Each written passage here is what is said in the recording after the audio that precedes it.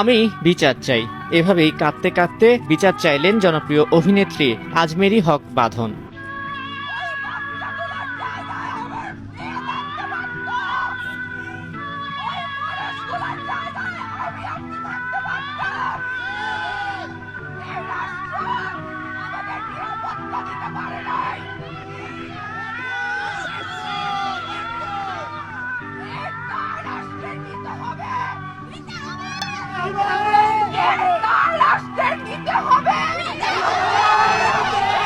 শুধু বাঁধনই নন, ক্ষোভ জানাতে বৃহস্পতিবার সকালে রাজধানীর ফার্মগেটে দৃশ্যমান শিল্পী সমাজের ব্যানারে একসাথে রাজপথে নামেন দেশের এক ঝাঁক তারকা। প্রতিবাদ করেন দেশের চলমান অরাজকতা, হত্যা, গুম, পুলিশের আটক অভিযানের বিরুদ্ধে।